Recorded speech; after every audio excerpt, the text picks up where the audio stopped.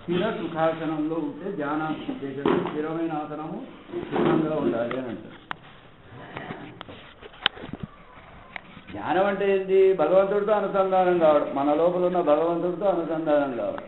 ఇప్పుడు మనం శబ్దరూపకంగా భగవంతుడి విషయాలే మాట్లాడుకుంటున్నాం కాబట్టి వీలైనంత వరకు ఇక్కడ కూడా స్థిర సుఖాసనంలో ఉండడం మంచిది.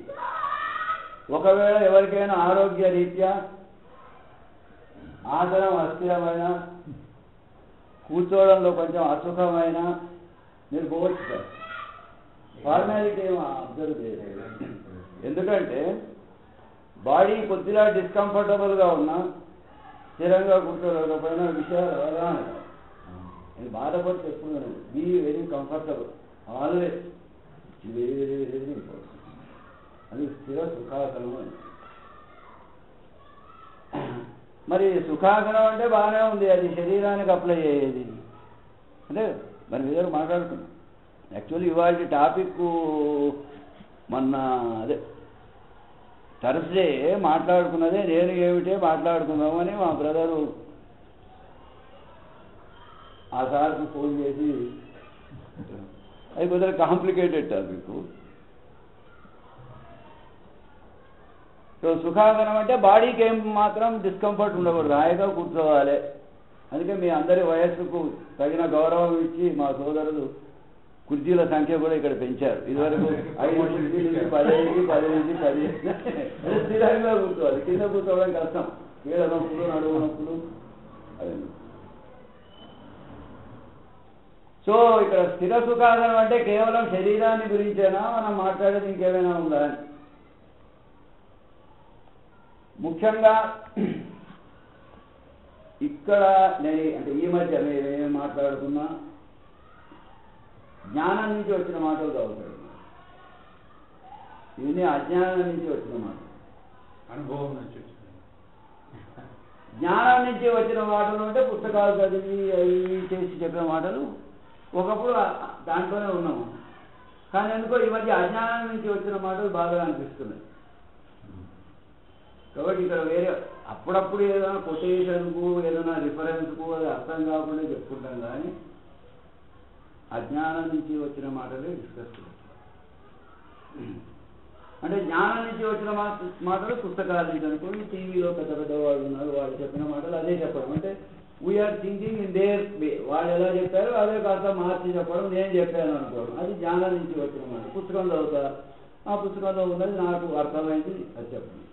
సో ఇక్కడ ఈ మధ్య రొటీన్గా మాట్లాడే వాళ్ళంతా అజ్ఞానం నుంచి వచ్చిన, అంటే మెడిటేషన్ చేసినప్పుడు లోపల నుంచి వచ్చిన మన థాట్స్, కాబట్టి అన్నీ కరెక్ట్ ఉండకపోవచ్చు.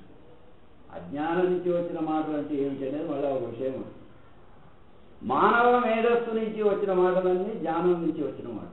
మానవ మేధస్సు నుంచి అంటే అవి ఆయన చెప్పే పలు శబ్ద రూపకంగా కానీ వచన రూపం అనే రెండే మనకున్నదే రెండు, ఒకటి శబ్ద రూపకము, ఒకటి వచన రూపం. బుక్స్ అండ్ స్టడీ అది మానవ మేధస్సు నుంచి వచ్చింది. వాళ్ళు పెద్దవాళ్ళు వాళ్ళు ఎంతో అనుభవంతో చెప్తారు. ఇప్పుడు ఎవరు చెప్పినా పెద్దవాళ్ళకి చెప్పేది ఎంతో అనుభవం చెప్తారు, కానీ వాళ్ళ అనుభవంలో నుంచి వచ్చిన మాట. అజ్ఞానం నుంచి వచ్చిన మాటలు అంటే ఏమిటని ఒక డౌట్ వస్తుంది, అబ్బాయికి వస్తుంది. అంటే this fellows reference is ignorance అంటే లేట్ అయిపోతాడు. ఎందుకంటే శబ్దం నుంచి వచ్చిన మాటలలో ఉన్న అందం ఒక్కోసారి అజ్ఞానం నుంచి వచ్చిన మాటల్లో ఉండకపోవచ్చు. ఉండకపోవచ్చు ఉండదు అని కాదు, దానిలోని అందాన్ని అనుభూతి చెందడం అంత ఈజీ కాదు. అంటే ఒక చెట్టు ఉంది, చక్కగా లేత ఆకులు, మంచి పుష్పాలు, చక్కని పళ్ళు ఉంటే చూడటానికి ఎంత ఆనందంగా ఉంటుంది. అదే శిశిర ఋతువులో ఆకులన్నీ రాలిపోలే, పళ్ళు లేవు, మూడే ఉంది. దాంట్లో అందాన్ని చూసేది ఆధ్యాత్మికత. ఫలభరితమైనది చక్కగా ఆకులున్న చెట్లు అందం అందరం చూస్తాం, అది పెద్ద గొప్పతనం కాదు. ఏమీ లేని వృక్షంలో బేస్ దాంట్లో ఉన్న అందం చూడటం ఆధ్యాత్మిక. అంటే అది సాధన వల్ల మనందరికీ తప్పకుండా వస్తుంది, రాదు అనే క్వశ్చనే లేదు. సో మోడువారిన చెట్టులో అందం చూడటమే ఆధ్యాత్మికత. ఎందుకంటే మోడువారిన చెట్టు ఉంటేనే కదా శిశిరంలో ఆకులన్నీ రాలిపోయాక మళ్ళా వసంతం వచ్చినప్పుడు చిగురు వస్తుంది. చిగుర్చాలన్నా, మంచి లేత ఆకులు రావాలన్నా, చక్కని పుష్పాలు రావాలన్నా బేస్ ఈ 3 వారిన వృక్షమే కదా. ఇది బేస్ అన్నమాట. కాబట్టి ఆధ్యాత్మికత అంటే దానిలో అందం చూసేదాన్ని, దాని విషయాలు మనకంతా అజ్ఞానం నుంచి వస్తాయి. దాని విషయాలే మనకన్నీ అజ్ఞానం నుంచి వస్తాను. అజ్ఞానం అంటే ఇంకోటి ఏం లేదు, భగవంతుడికి పర్యాయ పదం అజ్ఞానం. భగవంతుడికి పర్యాయ పదం అజ్ఞానం, మానవుడికి పర్యాయ పదం జ్ఞానం. అవి కొంచెం కాంట్రవర్షియల్గా ఉంటాయి. ఇక్కడ సుధాకర్ గారు నవ్వుతున్నారంటే అర్థం. కాబట్టి అసలు జ్ఞానం అంటే ఏమిటాయి అని మళ్ళీ మనం డిస్కస్. జ్ఞానం అంటే ఏమిటి? నాకు ఇదివరకు వైద్య జ్ఞానం లేదు, మెడికల్ కాలేజ్ పోయా ఇప్పుడు వైద్య జ్ఞానం వచ్చింది. అవి వంట జ్ఞానం లేదు, మారుతి చంద్రుడు కుక్కు చదివింది, వంట జ్ఞానం వచ్చింది. సో జ్ఞానము అనగానే నాకన్నా వేరే విషయాల గురించి ఇదివరకు నాకేం తెలియదు, ఇప్పుడో తెలుసుకునే ప్రయత్నం చేస్తున్నాం. అంటే నాకన్నా అన్యమైన వాటిని గురించిన జ్ఞానమే మనం జ్ఞానం అనుకుంటున్నాం, అంతే కదా. ఓ టీవీ అంటే టీవీ ఎలా పెట్టాలో చెప్పాలి, పిల్లలకు చెప్పాలి. మన పాతకాలం వాళ్ళకి ఎంతసేపు ట్రాన్సిస్టర్లు పెట్టుకోవడం వచ్చు. కాబట్టి నాకన్నా అన్యమైన విషయాలను గురించి తెలుసుకోవాల్సిన ప్రయత్నమే అది జ్ఞానము అని అనుకుంటున్నాం. దానికోసం మనం నిరంతరం పొద్దున్న లేచినప్పటి నుంచి మనం పోరాడేదంతా దానికోసం జ్ఞానమే. సో నాకన్నా అన్యమైన విషయాల గురించి తెలుసుకోవాలి అనే తపనే జ్ఞానం. దాని నుంచి మనకు జ్ఞానం వచ్చింది ఏదో చెప్తాం. ఒక నాకన్నా అన్యమైన ఒక పుస్తకం ఉంటుంది, భగవద్గీత నాకు తెలియదు, దాని గురించి చదివి చెప్పడం. మరి భగవంతుడు అజ్ఞాని ఎట్లా అయ్యాడంటే, భగవంతుడినే మనం ఎప్పుడు ఏమంటాం, ఆయన సర్వాంతర్యామి అంటాం, అంతా ఆయనేనయ్యా అని అంటాం. అంటే భగవంతుడు కానిది అన్యమైనది ఏదీ లేదు. అంతా భగవంతుడు అయినప్పుడు ఆయనకైనా అన్యమైనది ఏమీ లేదు.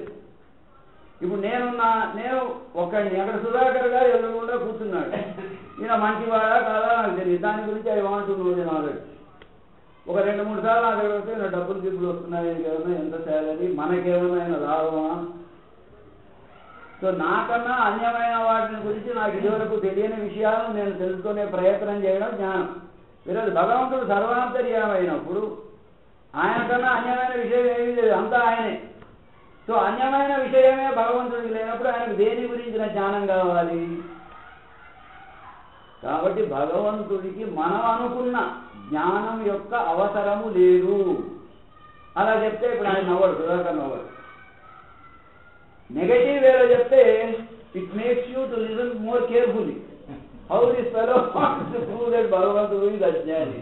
సో అజ్ఞాని భగవంతుడు అజ్ఞాని అని కాదు, భగవంతుడికి మనం అనుకున్న జ్ఞానం యొక్క అవసరము లేదు. సో అటువంటి ఆ మెడిటేషన్లో ఏమవుతుందంటే మనకి ఆయన నుంచి కొన్ని తరంగాలు వస్తే అవి మన మానసిక స్థాయిని బట్టి మనం వాటిని అర్థం చేసుకుంటాం. దాని ఎందుకంటే వీటితో మాట్లాడడం నేను నిశ్శబ్దంగా మాట్లాడలేదు, దాన్ని శబ్దరూపకంగా మలుచుకొని మీతో చెప్తాను. కాబట్టి దాంట్లో కొన్ని తప్పులు ఉండదు. Because how I have understood I don't know. So that is very very important. సో ఇక్కడ ధ్యానం చేసేటప్పుడు ఎప్పుడు మనం స్థిర సుఖాసనం అన్నాం. సుఖము అంటే మనం మేము మాట్లాడుకున్నంత ఎంతసేపు శరీరానికి సంబంధించి అంటే కంఫర్ట్. సుఖము అంటే కంఫర్ట్ ఆఫ్ ది బాడీ. మరి స్థిరం అంటే ఏమిటయ్యా అని పెద్దలు ఏమంటారంటే బాడీ కంఫర్టబుల్గా ఉంటే అదే స్థిరంగా ఉంటుంది, అటు ఇటు కదలకుండా, అంతే కదా. ఇప్పుడు ఇక్కడ body is not comfortable to the chair which we have provided in our atom. అట్టా ఇట్టా తిరుగుతారు, లేదా ఇంట్లో దిండు తెచ్చుకుంటారు, ఏదో ఒకటి పెట్టుకుంటారు, అంతే కదా. సో ఇక్కడ స్థిరం అనేది మనకు బాడీకే కాకుండా మైండ్కి అప్లై చేస్తే బాగుంటుంది. ఎందుకంటే మన మైండ్ ఎప్పుడు అస్థిరం, చంచలం. సో సుఖము అనేది బాడీకి అప్లై చేస్తుంది, స్థిరం అనేది మైండ్కి అప్లై. సో ధ్యానంలో ఎప్పుడైతే మనం మనలో హృదయంలో ఉన్న భగవంతుడితో అనుసంధానమైనప్పుడు పతంజలి మహర్షి చెప్పినట్టు స్థిర సుఖ ఆసనం ఉండాలి అని. కాబట్టి భగవంతునికి సంబంధించిన విషయాలు తెలుసుకోవాలన్నప్పుడు కూడా స్థిరమైన ఆసనాన్ని, సుఖమైన ఆసనాన్ని గురుమూర్తి గారు ప్రొవైడ్ చేయగలరు. అంతకన్నా ఎక్కువ ఆయన చేయలేదు. స్థిరంగా ఉంచుకోవడం మీరు ప్రయత్నం చేయాలి. స్థిరం అంటే మనసుకు సంబంధించి చెప్పిన విషయాల మీదనే కాన్సన్ట్రేట్ చేసి ఉంటూ అటు ఇటు విషయాలు ఆలోచించకుండా ఉంటే బాగుంటుంది. దానికి చెప్పేవాడు అరగంట 45 నిమిషాలు అయితే అటు ఇటు విషయాలు కూడా ఆలోచనలోకి వస్తాయి. ఇది ఎంతసేపు అని చేస్తుంది, ఏదైనా మెడిటేషన్ గంట సేపు అయ్యాక చేస్తాం, అటు చదువుకుంటాం. కాబట్టి మీ అమూల్యమైన మనస్సులను అస్థిరపరచకుండా తక్కువ సమయంలో చెప్పే విషయం చెప్పు. ఇది స్థిరంగా ఉండకుంటే ఈ విషయాలు you have to totally concentrate whatever.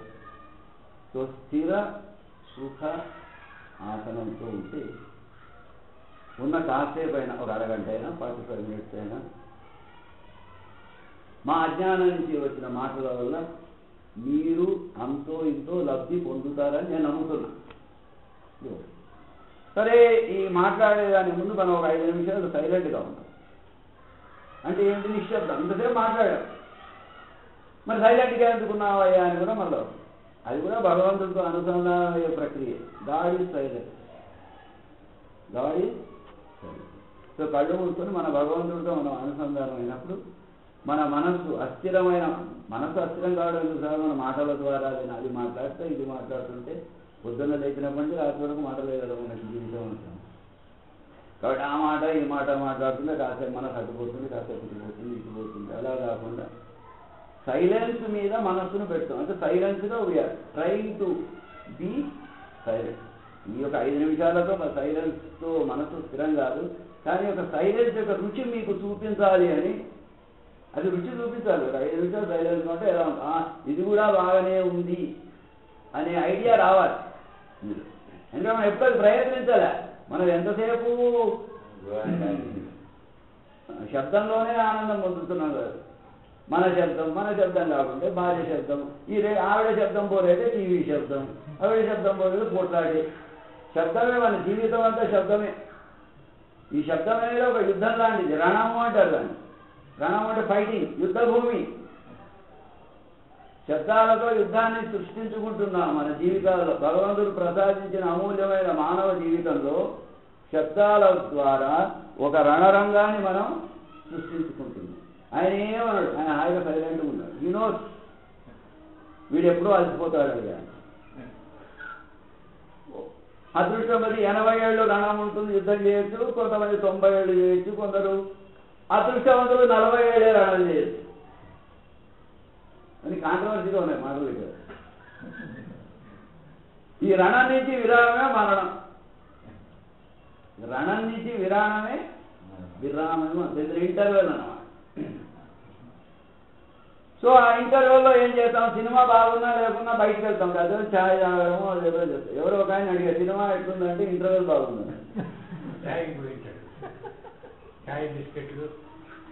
కాబట్టి యూజువల్లీ ఆ ఇంటర్వెలే బాగుంటుంది. మన జీవితాలలో కూడా మనం ఏదైతే అనుకుంటున్నామో ఈ రణం అంతా బాగుండదు.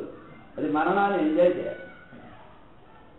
సో ఈ మరణానికి వచ్చే జననానికి అంటే మళ్ళీ థియేటర్లో ఎంటర్ కావడం, థియేటర్ నుంచి బయటికి రావడం, ఇంటర్వెల్లో వస్తాం, మళ్ళీ థియేటర్లో పోతాం అన్నమాట. ఈ థియేటర్లో నుంచి బయటికి రావడం, మళ్ళీ థియేటర్లో. థియేటర్ అంటే జీవితం అన్నమాట. జీవితం నుంచి బయటికి రావడం మరణం. కొంచెం గ్యాప్ ఉంటుంది. టీ కాఫీ తాగి బికమ్ వెరీ కంఫర్టబుల్. అక్కడ వైజ్ డెసిషన్ తీసుకోవచ్చు. మళ్ళీ ఆ సినిమాలో మళ్ళీ థియేటర్లోకి వెళ్ళాలా వద్దా, ఇంకెక్కడికైనా వెళ్ళాలా. సో ఇక్కడ మరణంలో అంటే ఈ జన్మలో మరణానికి, నెక్స్ట్ జన్మలో పుట్టుకకి నడుమ మన మైండ్ ఏదైతే ఉందో చాలా తెలివిగలదిగా ఉంటుంది. Highest wisdom will be there between death and birth. Unfortunately it should be there between birth and death. ఉంటుంది అసలు తెలివిని ఉంటుంది, కానీ highest wisdom will be there always between this death and next birth. ఆ టైంలో మన మనస్సు చాలా తెలివిగా ఆలోచించి 80 ఏళ్ల మానవ జీవితంలో నేనేమి చేశాను అని ఒక థాట్ వస్తుంది. భగవంతుడు రెడీగా ఉంటాడు. నేనేమి చేశాను అనే థాట్ రాగానే టీవీ వేసేస్తాడు. టకటకటకటకటకట చిన్నప్పుడు ఏం చేసావు, యూత్లో ఏం చేసావు, ముసలాడిగా ఏం చేసావు, పోయే వరకు నువ్వు ఏం చేసావు, అది చూసి చాలా బాధపడతాం మనం. ఏం చూసాను, I have not lived like a human being, I have not lived like a human being అనే బాధ కలిగి ఆ టైంలో మనం ఒక డెసిషన్ తీసుకుంటాం, ఒక నిర్ణయం తీసుకుంటాం. నిర్ణయం ఏంటి? Decision with highest wisdom. Next జన్మలో మటుకు నేను ఇలా జీవించను, చాలా వేస్ట్ చేసుకున్నా, ఐ విల్ లివ్ వైజ్లీ అని ఒక డెసిషన్ తీసుకుంటాను. ఆ డెసిషన్ తీసుకున్నాక సరే భగవంతుడు ఏం చేస్తారు, ఓకే బాధ నేను వన్ మోర్ ఆపర్చునిటీ. సో దీనివల్ల మనకి తెలిసింది ఏమిటంటే మానవ జీవితం భగవంతుడు మనకిచ్చిన ఒక సదవకాశము.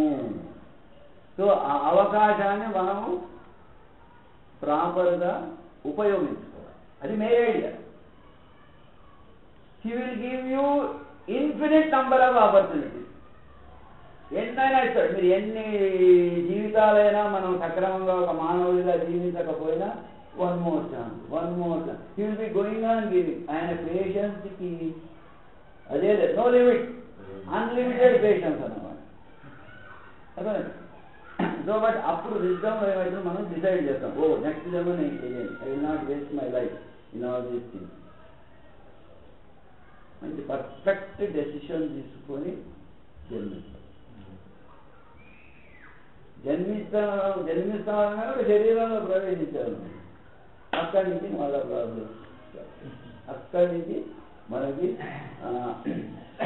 ప్రాబ్లమ్స్ స్టార్ట్ అవుతాయి. మరి చాలా జాగ్రత్తగా ఇక్కడ విషయం తెలుసుకోవాల్సింది ఏమిటంటే మరణము జీవితానికి డిఫరెన్స్ ఏమిటి? What is the difference? ఏదో ఉండదు కదా. శరీరము మనస్సు కలిసి ఉండడం జీవితం, శరీరము మనస్సు కలిసి ఉండడం జీవితం.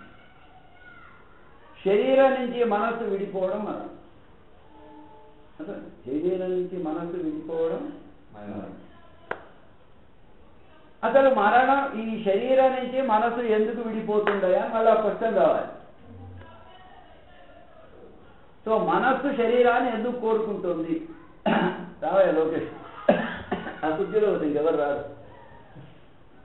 ఇంటర్వ్యూ దగ్గర వచ్చినప్పుడు ఇంకెవరు కొత్త లేవు.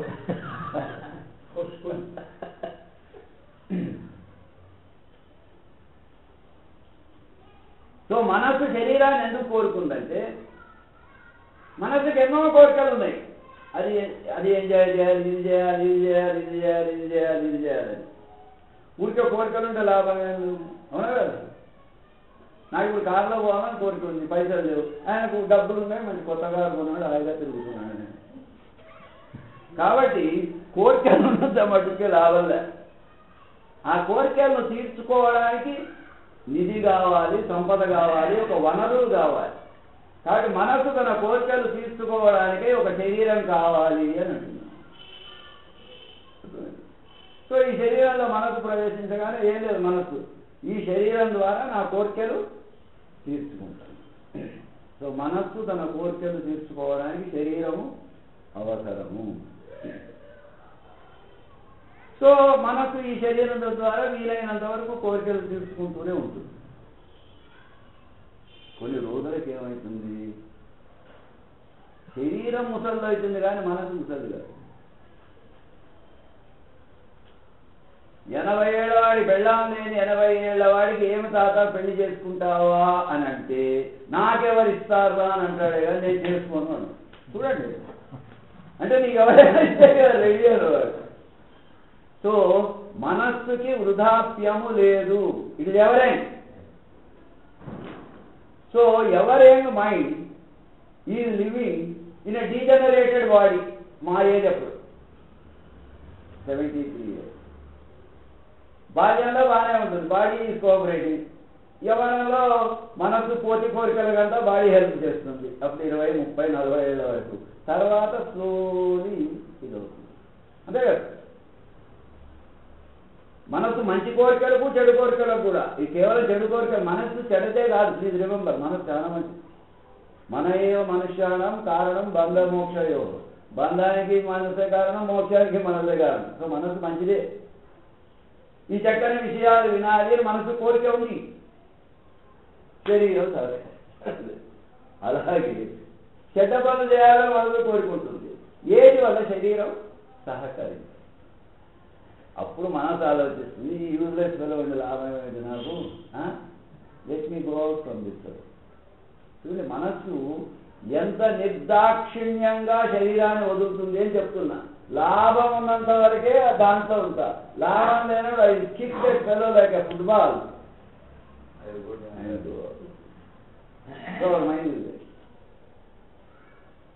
అది చెడ్డవాడు. మంచివాడు కూడా అంతే. ఆయనకి ఏదో ధ్యానం చేయాలి, మెడిటేషన్ చేయాలి, ఎంతో ఇంట్రెస్ట్ ఉంది పాపం. యూజువల్లీ మనకి ఈ ఆధ్యాత్మికత వైపు పోవాలి అంటే 50 ఏళ్ళు 60 ఏళ్ళు అయ్యే వరకు మామూలుగా మనం పోవడం లేదు, అది అలవాటైపోయి. అంతే కదా. ఇక్కడ మా అత్తగారి ఇంటికి వెళ్ళినప్పుడు నేను మెడిటేషన్ చేస్తున్నాం, రామచంద్ర మిషన్లో పోయామంటే ఇప్పటి నుంచే ఎందుకు నాయన, తప్పులేదు. అంటే మన థింకింగ్ ఇది రైట్, అవర్ థింకింగ్. అంటే మెడిటేషన్ ఎన్ని ముసలాళ్ళకే, ఇంక ముసలాళ్ళే మెడిటేషన్ చేయలేము. సరిగ్గా స్థిర సుఖాసనం, స్థిరం ఉండదు ఆసనం, శరీరం సుఖంగా ఉండదు. కూర్చున్నప్పటికీ నడుము నొప్పి, కాళ్ళు నొప్పి, మోకాళ్ళ నొప్పులు, గుండె పట పట పట పట కొట్టుకోవడం, కడుపులో మంటను. సో అదే. సో ఇలా మంచివాడికి కూడా ఏమనిపిస్తుంది, మనసు మంచిది, అదే నేను ఏదో మంచి పని చేస్తున్నా, ఈ శరీరం నాతో సహకరించలేదు, కిక్. సో మంచివాడి మనసైనా, మంచి చెడు మనం నిర్ణయించుకుంటే, మంచి మనసైనా చెడు మనసైనా తనతో సహకరించని శరీరాన్ని వదిలి నూతన శరీరంలోకి వెళ్ళాలి అని అంటుంది. సో అది మనసుకి శరీరానికి గల సంబంధం. సో అప్పుడు ఏమైంది, మళ్ళీ వెళ్ళి again I want to take a new body. అంటే ఇక్కడ అన్ని చెడు సంస్కారాలు ఉంటే మళ్ళీ ఎంజాయ్ చేయడానికి న్యూ బాడీ కావాలనుకుంటాడు వాడు. ఇటు మంచి సంస్కారాలు ఉన్నాయనుకోండి జీవితంలో, మళ్ళీ నేను మంచి పని చేయడానికి నా మనస్సు కావాలి. వాడెవరికి ఒక్కటి, మనస్సు తనతో సహకరించని శరీరాన్ని నిర్దాక్షిణ్యంగా వదిలేసి. So that is how our life is. ఇవన్నీ ఎందుకయా చెప్తున్నావు అని అడుగుతారు కదా మళ్ళా. అంటే ఆ వయసులో మనం ఉంటే బాగుంటుంది. ఆధ్యాత్మికతలో ఆ వయస్సులో వస్తే మన శరీరం సహకరిస్తుంది, absolutely no problem, everything goes on well. So ఇది విషయం. సరే, ఇవాళ టాపిక్ ఏమిటో ఆధ్యాత్మికం అంటే స్పిరిచువాలిటీ. ఇంతకుముందు వైద్యాశ్రమంలో ఒక మీటింగ్ వెళ్ళి, వైద్యాశ్రమంలో మీటింగ్ వెళ్తే ఎవరో లేచి చెప్పారు, ఆయన ఆధ్యాత్మిక వ్యక్తి, ఆధ్యాత్మిక కార్యక్రమాల్లో చాలా పాలు పంచుకుంటున్నాడు, ఇప్పటికి 200 దేవాలయాలు కట్టాడు ఆయన. 200 దేవాలయాలు అంటే ఆయన గొప్ప. ఆయన మన చేతులకి మొక్కాలి, ఎందుకంటే మన పవిత్ర స్థలాలు నిర్మించాడు. ఇంకా నేను అడగలే, ఎందుకంటే అందరూ మెచ్చుకుంటున్నప్పుడు మనం ఏదో డౌట్ అడిగి మళ్ళీ ఆయన మనతో, ఎందుకంటే ఒక వ్యక్తిని బాగా వాళ్ళు ఎలివేట్ చేసినప్పుడు మన ఆయన నమస్తే సార్ గారి గ్రేట్నాను అంటే ఆధ్యాత్మికత అంటే ఏం సార్ అని అడుగుదాం అనుకున్నాను. అడగలే, ఎందుకంటే నాకు ఆ ధైర్యం రాలే. ఎందుకంటే కొత్తగా మీకు మనల్ని కూడా స్టేజ్ ఎక్కించినప్పుడు మానవుడి మేధస్సు ఉన్నప్పుడు ఏమవుతుంది, జ్ఞానం అన్నా మీకు ఎంతసేపు అంటే అదేమిటో తెలుసుకోవడం, ఇదేమిటో తెలుసుకోవడం, ఇదేమిటో తెలుసుకోవడం, ఎంతసేపు నీ వెలుపలి పదార్థాల జ్ఞానం కోసమే మన జీవితం అంతా మనం ఉపయోగించుకుంటున్నాం. ఎందుకంటే వ్యర్థపరుస్తున్నాం అన్న పదం ఐ డోంట్ వాంట్ టు ఉపయోగిస్తున్నాం. అంటే we want to discover the world which is around us, which is మన చుట్టూ ఉన్న దాని గురించి, జ్ఞానాన్ని గురించి మనం డిస్కవర్ చేస్తున్నాం. ఇట్లా ఎన్నో జీవితాలు చేసి చేసి చేసి తర్వాత ఒక జీవితంలో ఏమవుతుందంటే, అసలు బయట డిస్కవర్ చేసినందువల్ల నాకు కావాల్సింది నేను పొందలేదు అనే డెసిషన్కి వస్తాం ఒక జీవితంలో, తప్పకుండా వస్తాం. మీకు ఏమాత్రం అనుమానం లేదు. అదృష్టవంతులమైతే ఈ జీవితంలోనే రావచ్చు, లేకుంటే కొంచెం కాలం పడుతుంది. కాలము అనడం మంచిది ఎప్పటికైనా. కాలము అంటే నెలలు అనుకోవచ్చు, సంవత్సరాలు అనుకోవచ్చు, లేదా కొన్ని జీవితాలు అనుకున్నప్పుడు కాలము అంటే we should leave the things వేగి. సో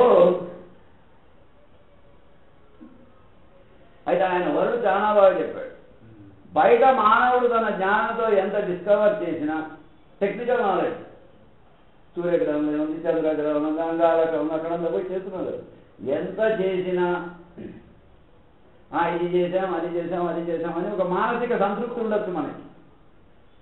ఏం సార్, మానసిక సంతృప్తి ఉంటుంది, నలుగురికి వెళ్ళి చెప్తాం, బయట డిస్కవరీస్ వల్ల.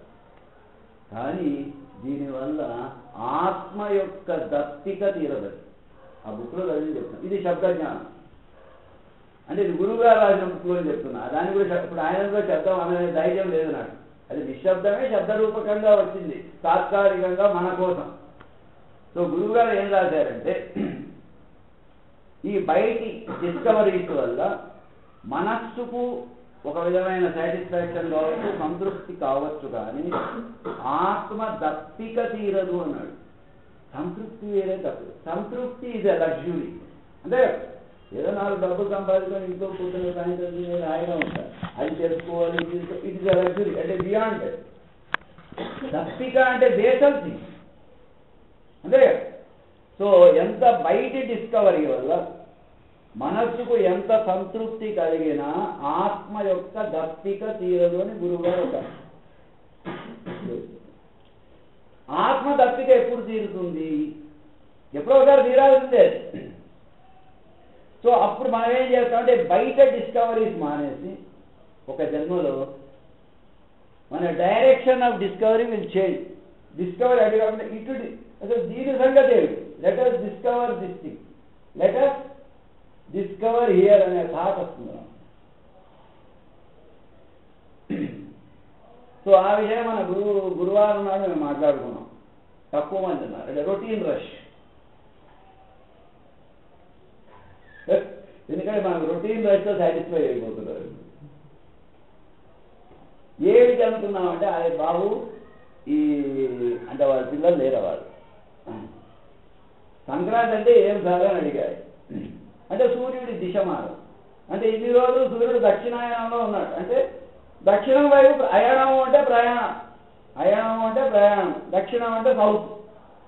సో ఇన్ని రోజులు సూర్యుడు దక్షిణం వైపు ప్రయాణం చేస్తున్నాడు. ఈ రోజు నుంచి సూర్యుడి ప్రయాణ దిశ మారింది. ఎటు? ఉత్తరాయణం. సో సంక్రాంతి మనకి చెప్పక ఏం చెప్తోందంటే మీ ప్రయాణం దిశ కూడా మార్చుతుంది. ఏమమ్మా, ఇంతసేపు బయట ప్రపంచం చూశారు, కొంచెం దిశ మార్చుకొని ఇటు రాయండి. అంటే బయట ప్రపంచం దిశ అంటే ఏమిటి అంటే మీ అందరికీ తెలిసిన వాళ్ళు. ఎందుకంటే ఇక్కడ చాలా మందికి పురాణ విషయాలు నాకన్నా ఎక్కువ తెలుసు, నాకు అవి ఎక్కువ తెలియదు. దక్షిణం అంటే యమనగరానికి స్థానం, యమపురికి స్థానం దక్షిణం, మామూలుగా సౌత్. అర్థమైంది? అంటే ఇంతసేపు యమనగరానికి పోవడం రావడం. ఒకటి గుర్తుపెట్టుకోండి, చనిపోయాక యముడి దగ్గర పోతే again you will take a birth on this earth. In what form I will not tell. అంటే మీరు ఒకసారి యముడి దగ్గర పోతే మళ్ళీ ర్యాకు, యముడి దగ్గర పోతే మళ్ళీ ర్యాకు, యముడి దగ్గర పోతే మళ్ళీ ర్యాకే రావాల్సిందే. You have to come back to this earth in any form, but you will come in some form. So దక్షిణాయన ప్రయాణం చాలయ్య, రానాజానా ఆనాజానా ఎందుకు? ఏం కాదు, మళ్ళా మనం ఎటు వెళ్ళాలి. ఒకసారి అటు వెళ్ళాక మళ్ళీ తిరిగి రానటువంటి దగ్గర పోదాం. అక్కడ చాలా ఆనందంగా ఉంది. It's very nice there. So దాన్ని ఉత్తరాయణం అంటే ఆ దిశ మార్చుకునే ప్రయత్నం ఆధ్యాత్మికత. కాబట్టి ఈ మకర సంక్రమణ అన్నాడు. సూర్యుడు అంటే మనకు ప్రత్యక్ష దైవం కాదు. ఆయన మాట్లాడకుండా ఆయన కదలికల వల్ల మనకి చెప్తున్నాడు, బాబు నేను దిశ మార్చుకున్నా, నువ్వు కూడా మార్చుకుంటే మంచిది. కనీసం సంక్రాంతి నుంచి అయినా. అంటే సంక్రాంతి అంటే ఏదో అవి తినడం, పూజలు తినడం కాలేదా, తిను వద్దాను. ఏమిటే చేంజ్ యువర్ డైరెక్షన్ టు నా ఉత్తరము. ఉత్తరం అంటే ఉన్నత స్థితులకు పోవడం. సో కనీసం ఈ ఉత్తరాయణంలోనైనా మనం ప్రయత్నం చేద్దాం. ఏది మన దిశ అంటే we have discovered enough outside, we are happy. ఇక్కడ వచ్చిన వాళ్ళందరూ they are quite comfortable, that much I can tell. So ఇప్పుడైనా మనం మన దిశ మార్చుకొని లోపల ఏముంది అనేది మనం we have to do some research ఏమైనా ఉంటే డిస్కవర్ ఉంది అంతే కదా. I have discovered that, I have discovered this, I have discovered that. Discovery అంటే కొత్తగా ఉన్నది ఏది లేదు సార్. మామూలుగా ఏమంటారు, ఆ అరణ్యానికి పోయాను సార్, ఒక కొత్త రకం సీతాకోక చిలుకను నేను కనుక్కున్నా, వాడికి ఒక బొటానికల్ నేమ్ ఇస్తాడు. అంటే ఇదివరకు ఎవరు కనుక్కోలేదు, బాటనీ బుక్లో లేదు. ఇగో ఈ సీతాకోక చిలుకను అంటే వీడు కనుక్కోకుండా కూడా అక్కడ ఉంది. వీడు కొత్తగా not create, we don't create anything in this world except God only create. ఉన్నదాన్ని ఇదివరకు తెలియదని మనం తెలుసుకున్నాం అన్నమాట, అంతే కదా. సో మన ప్రయత్నం వల్ల we have discovered. So discover అంటే taking over the cover. Discover, it was covered. The knowledge of that particular సీతాకోక చిలుక was covered by you. You have gone there and you have discovered. అంటే దాని మీద cover తీస్తే ఓ మంచి అందమైన సీతాకోక చిలుక దొరికింది, ఎక్కడ ఎవరు కనుక్కోలేని తెలుస్తున్నాడు, వాడికి ఒక బొటానికల్ నేమ్ పెట్టేస్తాం నేను. పెట్టి వీడికి ఏదైనా అవార్డు రావచ్చు, అది రావచ్చు. సో మంచి కొత్తగా డిస్కవర్ చేసేది, ఉన్న వాటికి కవర్ చేశాడు. సో అది మనకి ఇప్పుడు అవసరం లేదు, మనకి గిన్నీస్ బుక్లో పోయే అవసరం లేదు ఇప్పుడు మనకి. సో ఇప్పుడు మనం ఇక్కడ డిస్కవర్ చేయాలి. అంటే లోపల ప్రయాణం అంటే యూ వాంట్ టు నో, అంటే we have to take out the cover. అంటే డిస్కవర్ అంటే you have to take out the cover. So ఈ కవర్ లోపలికి మనం ప్రయాణం చేయాలి. ఈ కవర్ను మనం తీసే ప్రయత్నమే మనం ధ్యానంలో చేసే, ఇంతకన్నా ఏం లేదు. మన లోపలికి వెళ్ళి డిస్కవర్ అన్నమాట. ఏమి డిస్కవర్ చేయాలి అని మళ్ళీ మీరు ఒకటి ఏదో డిస్కవర్, ఏదో you want to discover something. What is there? You know already Nagireddy retired BSNL employee, what wants to discover? So గురువు గారు ఒక బుక్ రాశారు, వాట్ యామ్ ఐ అని. నేను ఏమిటి అని. ఇంతకుముందు ఎవరో నేను ఎవరు అని రాశారు, ఆయన పేరు నేను చెప్పను. నేను ఎవరు, నేను ఎవరు అనగానే ఒక వ్యక్తిలాగా మనకు ఒక ఫీలింగ్ వస్తుంది. నేను ఎవరు, నేను ఏమిటి అనగానే కొంచెం డౌట్ వస్తుంది. ఏమిటి అనేది we don't use to a human being, it is apply to human being. At also వేరే దాని ఏమిటి వేరే, ఎవరు వేరే. అంటే అతను ఎవరు అని అంటాం, అతను ఏమిటి అన, ఎవరు అనగానే ఒక హ్యూమన్ బీయింగ్. సో నేను ఎవరు తెలుసుకోవడం ఓకే, దానికన్నా ఉత్తమమైనది ఏమిటంటే నేను ఏమిటి తెలుసుకోవడం. నేను ఏమిటి అనగానే I am not a human being వస్తాను. I may be a human being, I may not be also a. నేను ఏమిటి, సో నేను ఏమిటి తెలుసుకునే ప్రయత్నం గురువుగారు రాసింది. సో నేను ఎవరు తెలుసుకోవడం ఒకటి, దానికన్నా హైయర్ స్టెప్ ఏమిటి, నేను ఏమిటి తెలుసుకోవడం రెండు. అది వాట్ యామ్ ఐ. గురువుగారు రాసిన ముఖ్య పేరు వాట్ యామ్ ఐ. చిన్న ముఖ్య, ఒక 40 పేజీలు కూడా ఉండదు. మీరు ఎక్కువసేపు తొందరగా ముగిస్తారు. ఈ మధ్య నెగటివ్ మాట్లాడుకుని చాలా control. So what am I, third sentence ఇంకా గొప్పగా చెప్పారు గురువుగారు. Who am I, what am I తెలుసుకోవడం కాదయ్యా, వాట్ యామ్ ఐగా మారడం ముఖ్యమయ్యా. తెలుసుకోవడం లాభమేము, తెలుసుకోవడం రావులే. వాట్ యామ్ ఐ తెలుసుకోవడానికన్నా అలా మారడం ఇంకా ముఖ్యము అని గురువు గారు. అంటే ఇక్కడ జ్ఞానం లేదు. ఇప్పుడు మనమే అంటాం కదా, ఇప్పుడు అంతో ఇంకో ఆ పుస్తకం ఈ పుస్తకం చదువుకొని 4 మంచి మాటలు వినగానే మనం ఆం బ్రహ్మస్మి ఆం బ్రహ్మస్మి ఆం బ్రహ్మస్మి అంటే మనం కూడా ఆయన చెప్తుంది ఏదో బాగుంది పదం, మనం కూడా ఆం బ్రహ్మస్మి ఆం బ్రహ్మస్మి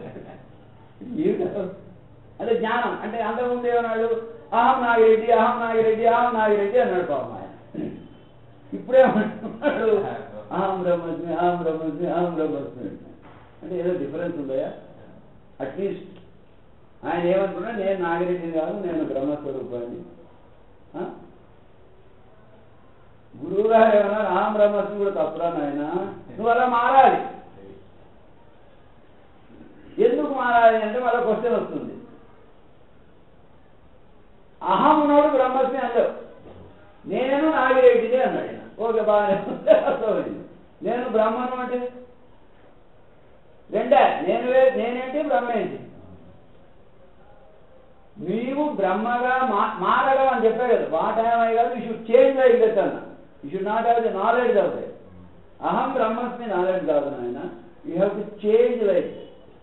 సో ఇక్కడ విషయం ఏమిటంటే, నేను నాగిరెడ్డిని కరెక్ట్, నేను సుధాకర్ను కరెక్ట్, నేను పరమాత్మని నాట్ కరెక్ట్. పరమాత్మ నువ్వు ఉండవు. పరమాత్మ ఉన్నప్పుడు నీవు ఉండవు, నీ ఉంటే పరమాత్మ ఉండదు. There are no two entities. నేనున్నాను పరమాత్మ ఉన్నానంటే కాదు. ఎందుకు ఇదిగా అని చెప్పా, పరమాత్మ సర్వాంతర్యామి, ఆయన కాలేదు అన్యమైనది ఏది లేదు. ఆయన కాలేదు అన్యమైనది ఏది లేనప్పుడు నేను ఎక్కడ ఉంటా? సో అహం బ్రహ్మస్మి జ్ఞానం కాదు మనకు కావాల్సింది, అలా మారడం, అలా మారడం. కాబట్టి మనం ఇంటర్నల్ డిస్కవరీ, డైరెక్షన్ చేంజ్ చేసినప్పుడు మనం ఏమిటి, నేను ఏమిటి తెలుసుకునే ప్రయత్నమే ఈ మానవ జీవితం. ఒక విషయం ఏమిటంటే, ఈ అమూల్యమైన మానవ జీవితాన్ని పరమాత్మ మనకి ఇచ్చింది ఒక సదవకాశం అని తెలుగు చెప్పాను. అందులో మనం మెయిన్గా తెలుసుకోవలసింది ఒకటే ఒకటి, ఏమిటి, నేను ఏమిటి, అలా మారడం, అలా మారడం. So we have to change our direction. ఉత్తరాయణం ఇటు పోవాలి, పోయి అలా మారడం. సో ఇక్కడ నేను ఏమిటి అనే విషయం యొక్క అవగాహన, అది మనకు సరిగ్గా తెలియదు. తెలుసునని అనుకుంటున్నాం, తెలుసు అని అనుకుంటున్నాం. అది తెలుసుకునే ప్రయత్నమే ఈ మానవ జీవితంలో మనం అంతా చేయాలి.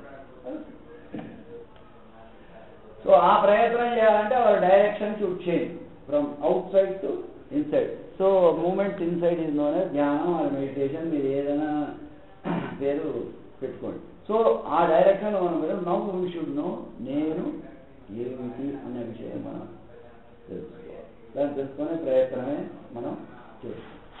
సో ఇంతసేపు మనం ఏమనుకున్నాం అంటే ఇన్ని రోజులు ఇప్పుడు మనకు కాన్సెప్ట్ ఉంది కదా, మనకి నేనేమిటనే ఒక కాన్సెప్ట్ ఉంది. ఏమిటి? నేను శరీరాన్ని, అదొక కాన్సెప్ట్. నేను శరీరాన్ని అనుకున్నాం కాబట్టి దానికోసమే నేను, ఎందుకంటే నేను ఎప్పుడూ ఆనందంగా ఉండాలి. ప్రతి మానవుడు కూడా ఆనందమే, ఎవడు కూడా బాధపడాలి అని అనుకోడు.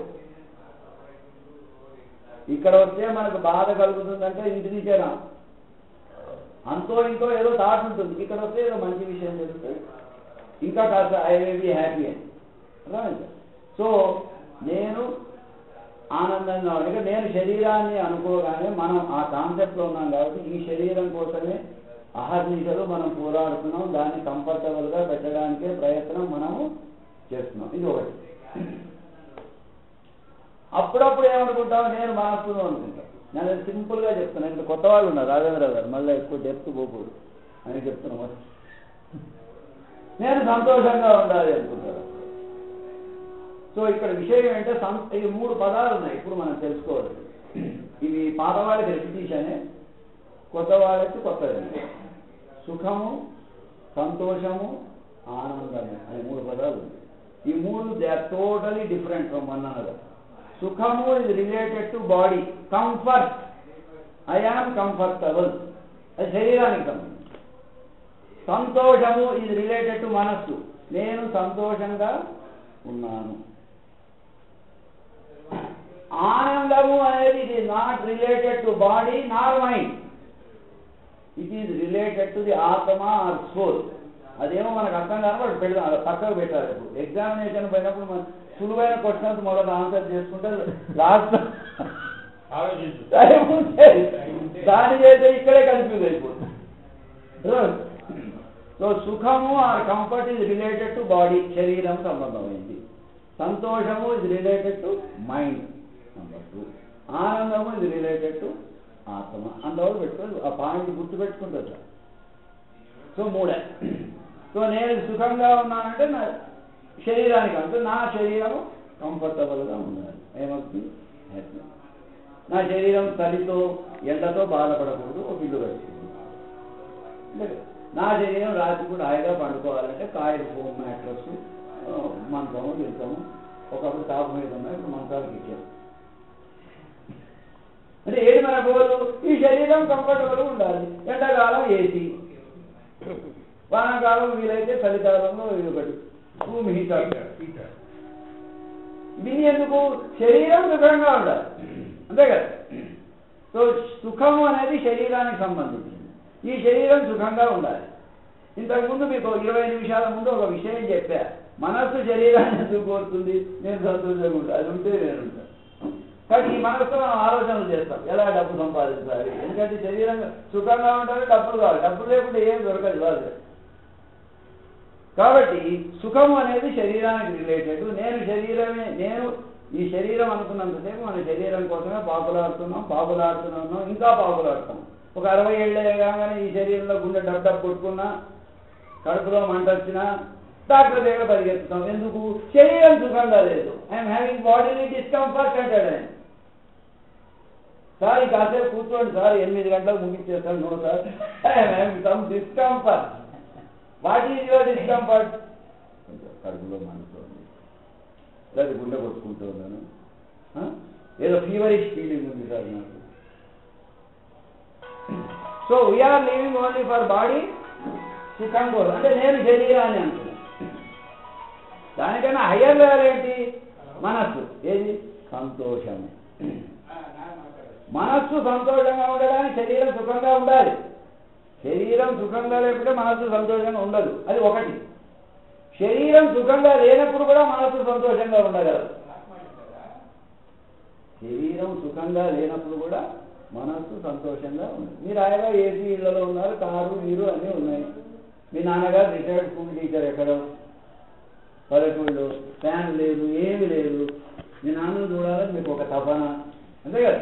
ఇంకేది మనం ముసలి తల్లిదండ్రులు పండగలో పపానితో చూస్తాం, వేరే ఎక్కడికో పోయినప్పుడు ఇంట్లో ఫ్యాన్ లేదు, ఎండ, you're not comfortable body. But ఆ those 3 days you're very happy mentally, అవునా కదా. సో శరీరం సుఖంగా ఉంటే మనసు సంతోషంగా ఉంటుంది. ఒక్కొక్కప్పుడు శరీరం సుఖంగా లేకున్నా కూడా మనసు సంతోషంగా. సంక్రాంతి ఊరికి వెళ్ళాలి, అన్ని ట్రైన్లు ఫుల్లు, 6 గంటలు నిలబడైనా ట్రైన్లో పోతా, సో మచ్ డిస్కంఫర్ట్. బట్ నా గోల్ ఒకటే, వెళ్ళి మా వాళ్ళని చూడాలనో ఎవరినో చూడాలని. కాబట్టి శరీరం సుఖంగా లేకున్నా కూడా మనసు సంతోషాని కోసమై, మనసు తన సంతోషాని కోసమై శరీర సుఖాన్ని కూడా ఒక్కొక్కసారి త్యాగం చేస్తుంది. అర్థమైంది? ఈ 2 aspects are very very important. So సుఖము, సంతోషం. సో సంతోషం మీకు 2 చెప్పారు. శరీరం సుఖంగా ఉంటే మనకు గ్యారెంటీ సంతోషంగా ఉంటుంది అని ఒక కంక్లూజన్. అది కాదు ఎందుకు కంక్లూజన్ కాదు. సెలవులు వచ్చాయి, హాయిగా మీరు ఎవడ సిమ్లాకి వెళ్ళారు, మంచి ఏసీ రూమ్ తీసుకున్నారు, హాయిగా you are very comfortable, you are very happy. ఏం సార్, మీరు అక్కడికి వెళ్ళిన రోజు రాత్రి 12 గంటలకు టెలిగ్రామ్ వస్తుంది, సార్ మీరు అబ్బాయి హైదరాబాద్ స్కూటర్ మీద పోతుంటే అభిష్ దగ్గర యాక్సిడెంట్ అయింది.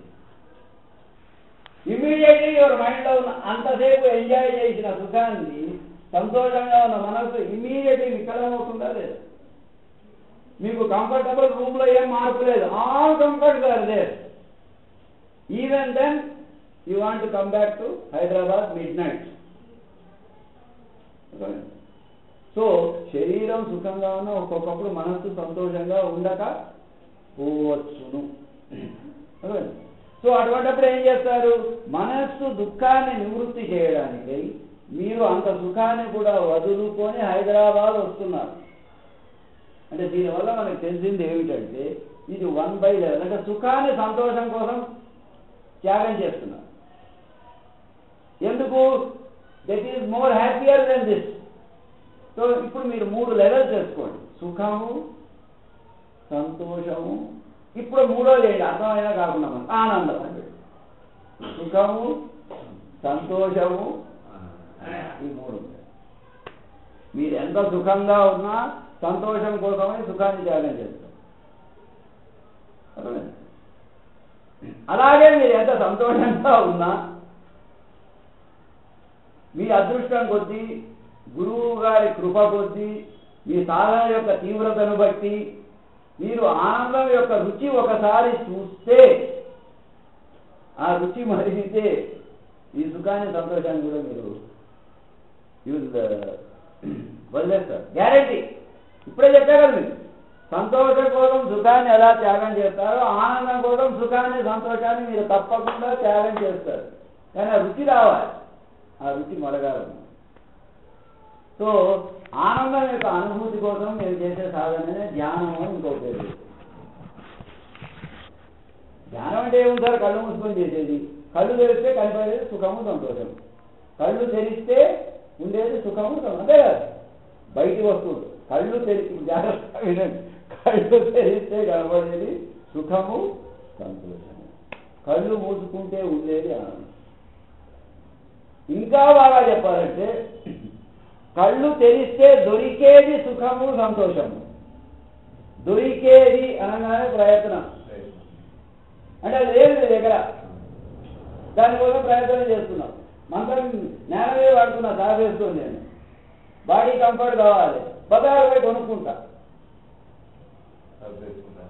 సో కళ్ళు తెరిస్తే దొరికేది సుఖం అంటే అది ఇదివరకు లేదు.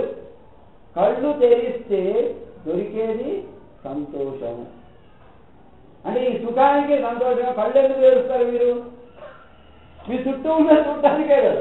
కళ్ళు తెరిస్తేనే అక్కడ సినిమాల మ్యూజిక్ సెంటర్ ఉంది, ఒక టీవీ దొరుకుతుందో, అక్కడ ఏదో ఇంకోటి మంచాల షాప్ ఉంది, పరుపులు. కళ్ళు తెరిస్తేనే కనపడతాయని. సుఖము సంతోషం కోసమే కళ్ళు తెరవాలి. కాబట్టి కళ్ళు తెరిచినప్పుడు మనకు దొరికేది సుఖము అంటే మన చుట్టూ ఉన్న వస్తువు అంటే మనం కాని వస్తువుల ద్వారా మనకు దొరికేది సుఖము సంతోషం. అంటే మీకు క్లియర్ అవుతుంది. అంటే మీరు కానిది, మీరు కాదు. సో మీరు కాని వస్తువుల ద్వారా సుఖము సంతోషాని కోసమై ఈ అమూల్యమైన మానవ జన్మంతా ఉపయోగించుకుంటున్నారు. కానీ మీరు ఇరవై అంటే ఇంతసేపు దక్షిణాయనం చెప్పాను మీకు. ఇంత దక్షిణాయనం సుఖము సంతోషం దక్షిణాయనం. కానీ తీరినప్పుడు ఇది కాక ఇంకేదో ఉంది, కానీ బయట దొరకడం లేదు. కళ్ళు తెరిస్తే ఎంతసేపు దొరకదు. మీరు కళ్ళు తెరిచి ఎక్కడికి పోయినా, ఒక థియేటర్ పోండి, ఒక బార్కు పోండి, ఒక సినిమాకు పోండి, ఇంక వేరే చెప్పండి నేను బాగుండదు. ఎంత పవిత్రమైన స్థలం అని మీరు అనుకున్నా, మానసికంగా ఎంత పవిత్రమైన స్థలం అనుకున్నా, కళ్ళు తెరిచి మీరు అక్కడికి పోతే మీకు సంతోషము మానసిక సంతృప్తి కలగదు. కళ్ళు మూస్తేనే దొరికేదాం ఇది జరుగుతుంది. కాబట్టి సుఖము సంతోషము కళ్ళు తెరిస్తే దొరికేది, అంతకుముందు లేదు. అర్థమైంది? ఇది ఒక విషయం తెలుసుకోవాలి.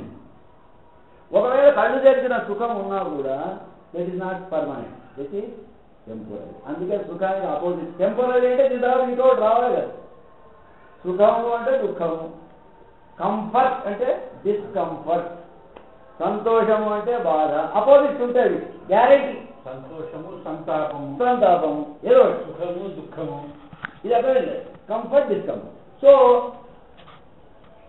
వెలుపల మీరు ఎంత ప్రయత్నించినా ఒకవేళ సుఖము దొరికినా it is not permanent. I can assure you, it is not permanent. సంతోషమైన it is not permanent. It has to be followed by opposite. ఒక జిలేబీ తింటే నాలుగు బాగా రుచిగా ఉంటుంది, సుఖమో సంతోషం వాటెవర్ ఇట్ ఈస్. రెండవ జిలేబీ తింటే పర్వాలేదు, మూడవ జిలేబీ పరిగెత్తుకుంటారు. ఎందుకు? జిలేబీ వల్లనే మీకు సంతోషమో సుఖం కలిగినప్పుడు, మొదటి జిలేబీ మీకు హ్యాపీనెస్ ఇచ్చినప్పుడు మూడవ జిలేబీ ఎందుకు చేయలేదని ఒక డౌట్ రావాలి. మానవ జీవితం మనకి అంతేంతో మెదడు ఇచ్చాడు కదా. ఒక కుక్క అయినా అంతే కదా సార్. మీరు ఏమైనా పీసేది మటన్ విలువ తింటుంది, ఇంకా వేస్తే వెళ్ళిపోతుంది. కాబట్టి వెలుపలి వస్తువు మనకి ఎంత సుఖాన్ని సంతోషాన్ని ఇచ్చినా దాని లెవెల్ దాటితే అది అదే వస్తువులో మార్పు లేదు, అదే జిలేబీ బాబు, సేమ్ డబ్బాలో జిలేబీ లేదు, బట్ ఇట్ వోంట్. కాబట్టి దీనివల్ల మనకు వచ్చిన కంక్లూజన్ ఏంటంటే సుఖానికి సంతోషానికి అపోజిట్. వస్తువు అదే అయినా ఒక టైంలో అది సుఖాన్ని ఇచ్చినా కొంచెం కాలానికి అది ఇవ్వదు. వస్తువులో మార్పు లేదు, వస్తువు అలాగే ఉంది. మరి వస్తువు నుంచే నాకు సుఖము సంతోషం వచ్చినప్పుడు, మొదటి జిలేబీ నుంచి వచ్చినప్పుడు నాలుగవ జిలేబీ నుంచి ఎందుకు రాలేదు అని మనం we have to think over. మన మేధస్సు కానీ మన బుద్ధి కానీ భగవంతుడికి అందుకే చెప్తారు ఎందుకు రాలేదో మనం ఆలోచన చేయాలి, అంతేగాని దాన్ని వదిలిపెట్టిపోతే మనకు దానికి ఏం సంబంధం? 2 కాళ్ళ వాడికి 4 కాళ్ళ దానికి డిఫరెన్స్ అవుతుంది. అది ఎప్పుడో దాన్ని ఆలోచన చేయాలి కదా. పై మొదటి జిలేబీ వల్ల నాకు సుఖ సంతోషాలు కలిగినప్పుడు 4వ జిలేబీ వల్ల ఎందుకు కలగలేదు? పదార్థంలో మార్పు లేదు. మరి ఇది ఎక్కడ ఉంది, ఎక్కడి నుంచి వచ్చిందని మనకు ఒక డౌట్ రావాలి. గ్యారెంటీ వస్తుంది. వచ్చినప్పుడు ఏమవుతుందంటే వస్తువులో సుఖము సంతోషము లేదయ్యా ఒక కంక్లూజన్, దాంట్లోనే ఇంకెక్కడైనా ఉండాలి కదా. మొదటిసారి నుంచి సుఖం వచ్చినప్పుడు ఎక్కడ it has to be there somewhere. So వస్తువులో ఉంటే 4వ జిలేబీ కూడా నాకు సుఖ సంతోషాలు ఇవ్వాలి. అది ఇయ్యనప్పుడు ఎక్కడ ఉంది అంటే ఒకప్పుడు మనకు కాదు వస్తువులో లేదయ్యా సంతోషము సుఖము. అందుకే మన ఇంగ్లీష్లో అన్ని సామెతలు ఉన్నాయి. Beauty life in backward size అంటారు. ఏమనుకోదు 27 వరకు అందరు బాగా కనపడతారు. మనకి కొందరు బాగా కనపడతారు, కొందరు బాగా కనపడరు. బ్యూటీ లైఫ్ ఇన్ బ్యాక్ అది కాపాడడంతో అందంగానే ఉంటుంది. అదే కాబట్టి ఒకప్పుడు మనకి డౌట్ ఏమవుతుందంటే వస్తువులో లేదయా సుఖమైన సంతోషించేది నాలో, ఇది నాలో ఉంది. మరి నీలో ఉంటే అక్కడి నుంచి వచ్చినట్టు ఎట్లుందయా? క్వశ్చన్ అడుగుతాడు. నీలో ఉంటే దాన్ని అక్కడ తింటున్నావు, ఇక్కడి నుంచి వచ్చిందని. అది కాదయ్యా, ఇట్స్ అ రిఫ్లెక్టెడ్ హ్యాపీనెస్. అంటే నీకు ఎగ్జాంపుల్ చెప్పాలి. మళ్ళీ ఎగ్జాంపుల్స్ అన్నీ ఉంటాయి. పాత వాళ్ళకి బోర్ అవుతుంది చెప్పండి, విని విని విని కొత్త వాళ్ళకి చెప్పాలి కదా. ఒక ఆకలితో పోయే కుక్క రోడ్డు మీద ఒక ఎముక ముక్క దొరికిందని. ఆకలి ఏమీ లేదు, ఏది దొరికింది తింటాం మనం. ఆకలైనా ఆకలి లేనప్పుడు అది కావాలి ఇది కావాలంటాం అనే కదా మీరండి. బాగా చాలా ఆకలి అన్నం అవకాశపడేది కాదు, లేదా సాంబార్ చేసేవా కూర చేసేవా. ఆకలి ఉన్నప్పుడు ఆకలి రుచి ఎరగదు, నిద్ర సుఖమే లేదు. ఆ కుక్క ఏం చేసింది? ఆకలి ఆ ఎండు దొక్క ముక్కే 4 కింద పెట్టుకొని టపా టపా టపా కొరుకుతున్నప్పుడు ఏమైంది? దాన్ని చిగుళ్ళకు దెబ్బ తగిలి చిగుళ్ళ నుంచి రక్తం కారడం. ఆ రక్తం ఎండు ముక్కలంతా ఆవరించి రక్తం ఉప్పగా ఉంటుంది. అంటే రక్తం గురించి మరిగినవాడు నా వైద్యులు.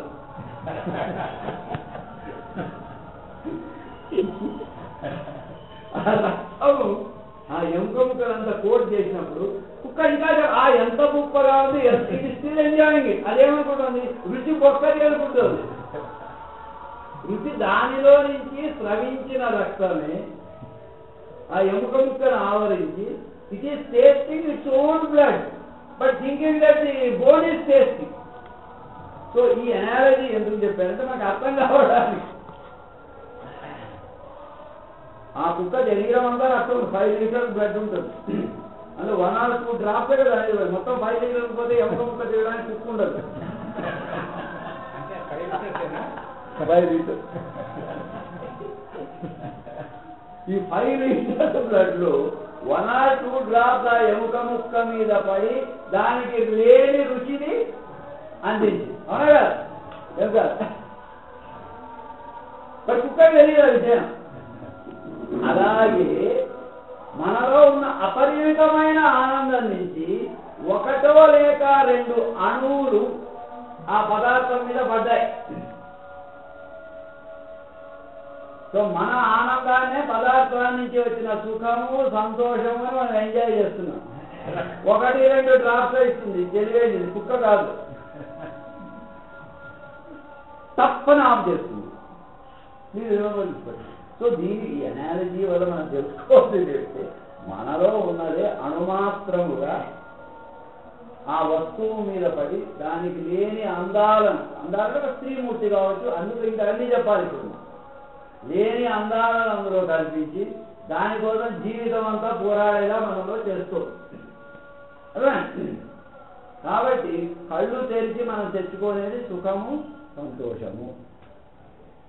కళ్ళు మూసుకున్నప్పుడు ఉండేది మనలోనే ఆనందం. కాబట్టి ఏ జన్మలోనైనా మనకు ఆ మాత్రం విచక్షణ జ్ఞానం వివేకం కలుగుతుంది తప్పకుండా. ఎందుకంటే గురువు సన్నిధానంలో ఉన్నాం కాబట్టి తప్పకుండా కలుగుతుంది. అప్పుడు మనం ఏం చేస్తామంటే మన direction of the moment change. ఉత్తరాయణం ఇక్కడ చూస్తే ఇక్కడ బాగుందిరా, ఇక్కడ ఏదో కథ ఉంది, అయిపోయింది 8 క్లోజ్.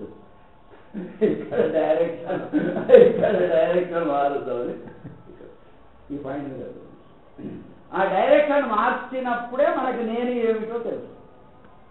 సో ఇప్పుడు మీరు జాగ్రత్తగా గమనించాలి. ఇన్ని మనం అనాలిసిస్ చేసుకుంటే 3 వర్డ్స్. నేను సుఖముగా ఉన్నాను నంబర్ 1. నేను సుఖముగా లేను. నేను సంతోషముగా ఉన్నాను. నేను సంతోషముగా ఈ 2 కరెక్ట్. ఆధ్యాత్మికంగా మాట్లాడినప్పుడు నేను ఆనందంగా ఉన్నాను తప్పు. ఇది మీరు తెలుసుకోవాల్సిన విషయం. నేను ఆనందంగా ఉన్నాను తప్పు. నేను సుఖంగా ఉన్నా, నేను సంతోషం. నేను సుఖంగా ఉన్నా, నేను బాధలో ఉన్నా. నేను సంతోషంగా ఉన్నా, నేను దుఃఖంగా ఉన్నా. నేను ఆనందంగా ఉన్నాను అనేది తప్పు. ఇంతవరకు తెలుసుకుంటే కాదు. ఎందుకు అనేది మళ్ళా పట్టను. నేను ఉన్నప్పుడు ఉండేది సుఖం. నేను అంటే కనబడేది. నేను ఉన్నప్పుడు ఉండేది సంతోషం. నేను ఆనందం ఉండవు. ఎందుకు ఉండవయ్యా? నువ్వు ఉంటే ఆనందం ఉండదు, ఆనందం ఉంటే నువ్వు ఉండదు. ప్లీజ్ తీసుకోవాలి. నువ్వు ఉంటే ఆనందం ఉండదు, ఆనందం ఉంటే నువ్వు ఉండదు. ఎందుకు? నువ్వే ఆనందంగా. సో నా నిజమైన స్వరూపం ఆనందం అని ఒక కంక్లూజన్కి రావాలి. ఇది ఓన్లీ ఇంటలెక్చువల్ టాక్. దీన్ని ఎక్స్పీరియన్స్ చేసుకోవాలి. మనకి విషయం జరగకుండా ఎటు తెలుస్తుంది. అంతే కదా. జాగ్రత్త అవస్థలో నేను అవేర్గాయాన్. జాగ్రత్త అవస్థ అంటే మేల్కొన్న స్థితి. బాగా కళ్ళు తెరిచాను నేను. కళ్ళు తెరిచి సుఖం కోసం సంతోషం కోసం పోట్లాడుతున్నాను. ఇంకా కళ్ళు తెరిస్తే వెతికేదంటుంది. అంటే పొద్దునంతా మనం వెతికేదంటాను. రొటీన్గా చెప్తున్నాను. ఈ జాగ్రత్త అవస్థలో ఈ శరీరంతో కొన్ని పొందుతాం, కొన్ని పొందలేం. మీకు ఇంతకుముందు నేను చెప్పా. శరీరానికన్నా శరీరం వెరీ గ్రాస్, దానికన్నా కొద్దిగా సూక్ష్మస్థాయి మనసు, దానికన్నా సూక్ష్మస్థాయి ఆనందం అన్నారు.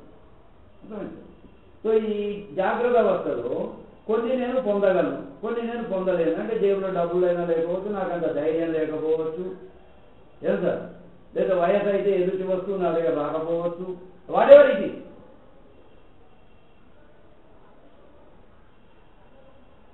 సో ఈ మేల్కొన్న స్థితిలో నేను పొందలేనివి కూడా ఈ నేను శరీరం అనుకున్నప్పుడు, కళల్లో అనుకున్నప్పుడు నా మనస్సుతో ఐ కెన్ గెట్ ఎనీథింగ్. మేలుకున్నప్పుడు నేను పొందలేనిది కూడా మనస్సులో నేను పొందగలను. అంటే కళల్లో పొందుతున్నానా లేదా? కళల్లో నేను కుదురు పొందలేని కళలో పొందుతా.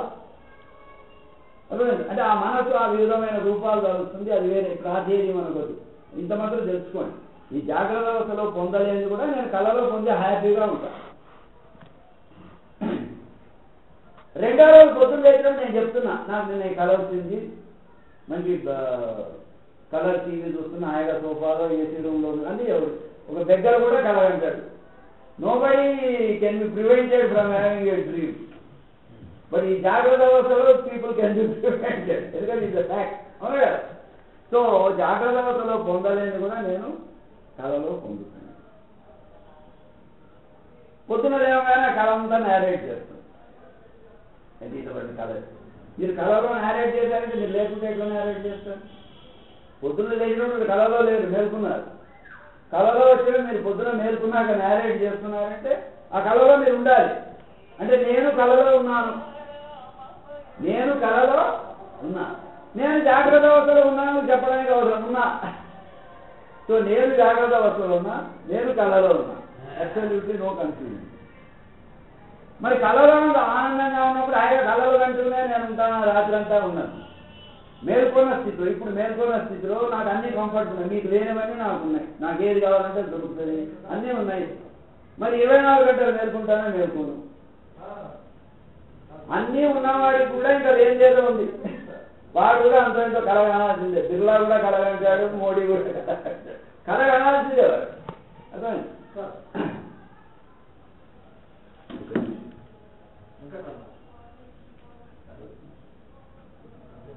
హలో సార్, డాక్టర్ గారు పతంజలి విషయం చెప్పారు కదా, స్థిర సుఖాసనం. మొదట సుఖం చెప్పి తర్వాత స్థిరాసనం అని ఎందుకు చెప్పలేదు? స్థిర సుఖాసనం అని ఎందుకు చెప్పాడని ఆలోచిస్తున్నాను. ఆ ప్రాక్టికల్గా చెప్పాడు అనిపిస్తుంది. ఎందుకంటే స్థిరత్వం అన్నటువంటిది మనస్సుకు సంబంధించి, సుఖం అన్నటువంటిది శరీరానికి. ఒకటి చూడండి, మనస్సు స్థిరంగా లేకపోతే ఈ శరీరం స్థిరంగా ఇప్పుడు నేను కూర్చున్నాను, మనసు ఎక్కడ ఉన్నది ఇట్లా అంటున్నాను. కాబట్టి అందువల్ల చాలా కరెక్ట్గా స్థిరం చెప్పిన తర్వాత ఏం డాక్టర్ గారు, ఫస్ట్ మనస్సు స్థిరం అయితే కానీ సో ఇది అయిపోయాదన్నమాట. సో కళ మీరు నేరేట్ చేస్తుంటే నేనున్నా, జాగ్రత్త అవసరంగా అన్ని ఈవెంట్స్ అని చెప్పు నేనున్నా. ఈ రెండు అయ్యా కూడా మీరు డీప్ స్లీప్ లో పోతున్నారు.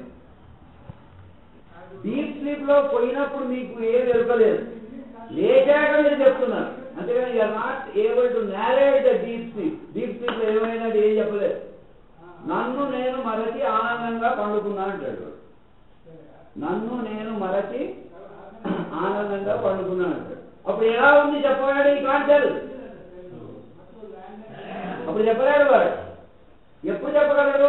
డ్రీమ్ను డిస్క్రైబ్ చేస్తాడు, ఈ జాగ్రత్త అవసరం డిస్క్రైబ్ చేస్తాడు. అప్పుడు వాడు ఎందుకు డిస్క్రైబ్ చేయడం లేదు అని అంటే అప్పుడు నేను అనేది లేదు. అప్పుడు నేను అనేది లేదు అని తెలుసుకోండి. నేను ఉంది అప్పుడు. నేను అనేది పూర్ణ నిద్ర, టోటలీ అన్కాన్షియస్ స్టేట్లో ఉంది. టోటలీ అన్కాన్షియస్ స్టేట్లో ఉంది. ఇంతకుముందు మేము ఏమనుకున్నాం అంటే జాగ్రత్త అవస్థలో స్వప్నావస్థలో మన ఎంత రిలేషన్ అన్న ఆబ్జెక్ట్స్తోనే కదా, వ్యక్తులు వస్తువులతోనే అనుసంధానం, జాగ్రత్త అవస్థ అయినా స్వప్నావస్థ అయినా. వేరే డీప్ స్లీప్లో కొత్తలో ఒకప్పుడు అనుకునేవాడు అంటే వీటి నుంచి దూరంగా పోయాం మనం. వీటి ఎరుక లేదు మనకి. ఎరుక లేదంటే మానసికంగా వీటికి దూరంగా పోయాను. నేను మతం నుంచి కింద పడ్డా నాకు తెలియదు, ఫ్యాన్ ఆరిపోయినా నాకు తెలియదు. అంటే వీటి నుంచి మానసికంగా నేను దూరంగా పోయా, అంతే కదా. సో ఒకప్పుడు ఏమనుకున్నాం, ఇది ఇంపార్టెంట్ స్టేజెస్ ఆఫ్ డెవలప్మెంట్లో how you interpret the things అని. సో మనసు ఒకదానికి దూరం అంటే ఇంకో దానికి దగ్గర కావాలి అని ఒకప్పుడు అనుకున్నాం. అంటే వ్యక్తులు వస్తువుల నుంచి మనస్సు దూరం అయినప్పుడు భగవంతుడికి దగ్గర పోతున్నదేమో, అందుకే అంత ఆనందంగా ఉంది అని మేము అనుకున్నాం ఒకప్పుడు. ఈ పాయింట్ అర్థమైందా? సో డీప్ స్లీప్లో నేను యొక్క ఎరుకలేదు, తెలియదు, ఈ రోజు లేచాక ఆ ఎక్స్పీరియన్స్ ఏమో మీరు చెప్పలేరు. ఎంతసేపు చెప్పినా ఆనందంగా నిద్రపోయినా ఆనందంగా, ఇంకోటి చెప్తారు నన్ను నేను మరచి ఆనందంగా నిద్రపోయినా అంటారు. నా ఎరుకే నాకు లేదు సార్ అంటారు. ఈ మూడు బాగానే ఉన్నాయి, నేను ఆనందంగా ఉన్నానంటారు. అంటే అప్పుడంటే ఏమిటి వీటి నుంచి వీటి దూరం భగవంతుడి దగ్గర పోయాడని మరి ఎక్కడో దగ్గర పోవాలి కదా. సో ఈ మధ్య వచ్చిన వీటి డౌట్ సార్, అందుకే చెప్తే అజ్ఞానం నుంచి వచ్చిందంటే పుస్తకాలు నాలెడ్జ్ కాదు. మరి డీప్ స్లీప్లో ఒకవేళ వీరు భగవంతుడి దగ్గరే వెళ్ళి ఉంటే మరి రెండో రోజు పొద్దున్నే కానీ యోగి కావాలి కదా వాడు, మరి మారాలి కదా, భగవంతుడి దగ్గర పోతే మారాలి. రాత్రి కన్నా దుర్మార్గులుగా పొద్దున్న చేస్తున్నాం మనం. రాత్రి ఒక ప్లాన్ వేస్తాం వాడిని ఏమో చేయాలని, పొద్దున్నైతే హౌ టు ఇంప్లిమెంట్ అంటున్నాం, అవునా? మరి నిజంగా భగవంతుడి దగ్గర పోతే మనమందరూ పొద్దున్న ఏమన్నా మంచివాడు కావాలి, ఎందుకు కావడం లేదు? ఇంకా భగవంతుడి దగ్గర పోయి కూడా నేను ఇలా అన్నామంటే ఆయన మనం ఇచ్చేకూడదు, చింతపడకూడదు. చాలా జాగ్రత్తగా గమనించాలి విషయం.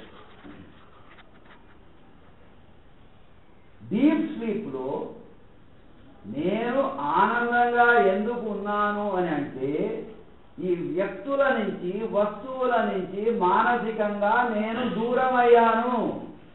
నంబర్ 1, వీటి ఎరుక నాకు లేదు, అంతే కదా. I'm not aware of my daughters, my children, my cart, my fan. I'm not aware.